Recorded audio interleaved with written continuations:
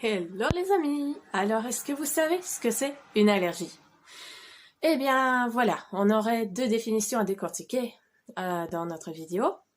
Et on va commencer par celle qui est définie donc dans les livres officiels sur l'allergie. Donc voilà, qu'est-ce qu'on a comme définition? Eh bien, souvent on parle que l'allergie est un dérèglement, un dérangement, donc vraiment un problème au niveau du système immunitaire et qu'il apporte une réponse exagérée et inappropriée et que la plupart du temps, cela a lieu chez des personnes qui y sont génétiquement prédisposées. Alors voilà, c'est une définition qui permet de comprendre une partie du phénomène de l'allergie, mais comme on va voir, à côté de ça, nous avons aussi une définition holistique de ce que c'est une allergie. Et là, on va être un petit peu plus complet et on verra que l'immunité finalement n'est peut-être pas si déglinguée que ça. Parce qu'après tout, le corps, il a une intelligence en lui. Une intelligence qui permet de résoudre tous les problèmes, à condition bien sûr qu'il ne soit pas allé trop loin, parce que dans le cas des maladies dégénératives comme les cancers et le Parkinson et Alzheimer et compagnie, là, on est arrivé à un tel point de rupture que finalement, le corps ne sait plus revenir à l'état d'équilibre et d'harmonie. Il a cette tendance, un petit peu comme une balançoire, qui va revenir à l'état d'équilibre après une série de balancements. Et donc, ouais, dans le cadre vraiment où c'est des maladies dégénératives, surtout en phase avancée, et là, le travail de rééquilibrage sera plus long et plus fastidieux, mais bien sûr, rien n'est désespéré. Il est possible, même dans ces cas-là, de retrouver force, vitalité et bien-être au-delà de toutes vos espérances. Mais donc ici, il est sujet d'allergie, donc on va parler de la définition d'allergie holistique. Alors avant tout, et avant même d'arriver au système immunitaire, l'allergie est le signe que l'organisme est affaibli. Ça peut être par exemple parce qu'on a un terrain hérité bien sûr des parents, mais aussi à la naissance, si le bébé est né par la césarienne, eh bien il n'hérite même pas le terrain de la mère parce qu'il n'obtient pas la microflore qu'il est censé recevoir en passant par les voies naturelles. Et donc, si on le sort du ventre de la mère, voilà, il ne reçoit pas les micro-organismes de la mère, la microflore vaginale, il passe à côté.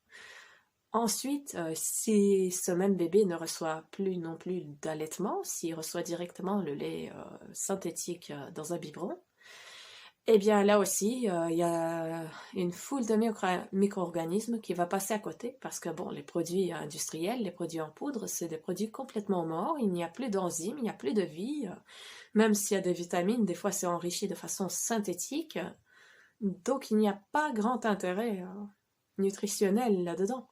Alors que le lait maternel, il contient à peu près tout ce dont le bébé a besoin et qui évolue même au fil des âges. Le bébé grandit, le lait s'adapte aux besoins d'un enfant plus grand. Donc à côté de ça, donc voilà, on a toute une série de choses dans la vie qui font que nous manquons d'enzymes, de micro-organismes, et tout cela affaiblit notre terrain. Et donc au niveau des allergies, eh bien, il y a tout d'abord la faiblesse digestive. La digestion ne se passe plus suffisamment bien parce que justement il y a un manque d'enzymes, également un manque d'acide chlorhydrique. Et à côté de ça, nous consommons énormément trop de protéines, beaucoup plus même que le lait maternel n'en contient. Et la première année, le bébé grandit si bien qu'on se pose la question, pourquoi est-ce qu'il faudrait manger autant de protéines pour des personnes adultes qui ont fini leur croissance? Mais cela est la question d'une autre vidéo. Ici, donc, on continue la définition holistique de l'allergie. Et donc, après la digestion, nous avons le passage du bol alimentaire au niveau intestinal. Et là, nous avons un problème de microflore du retour trop faible, trop petite et surtout trop peu de bactéries symbiotiques.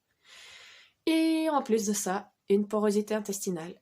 Alors imaginez, beaucoup de molécules protéines hyper compliquées à digérer, elles ne sont pas complètement digérées par manque d'enzymes et d'acide chlorhydrique, donc elles arrivent beaucoup trop complexes dans l'intestin grêle.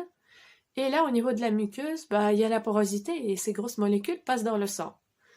Et là, on arrive finalement à ce que les livres, plus avec une vue officielle et allopathique, expliquent que c'est une réaction immunitaire anormale. C'est là qu'on en vient à se dire qu'en vérité, elle n'est pas si anormale que ça, que notre corps est doté d'une intelligence et donc c'est tout à fait normal qu'il envoie une réaction immunitaire puisqu'il y a une présence de molécules anormales dans le sang.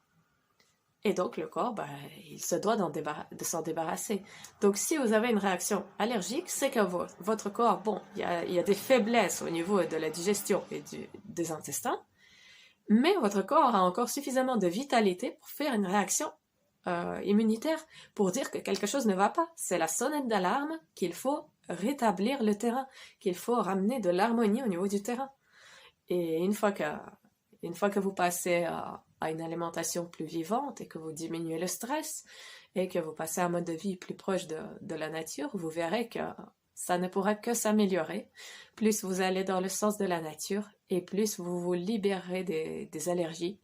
Ce sera simplement fabuleux. Donc voilà, comme ça vous avez de quoi réfléchir. Quelle définition des allergies préférez-vous? Voilà, à vous de choisir. Mais voilà, je vous donne des clés pour mieux comprendre votre organisme et pour avancer sur le chemin du bien-être le plus parfait possible. Sur ça, je vous souhaite une belle et lumineuse journée. Namasté!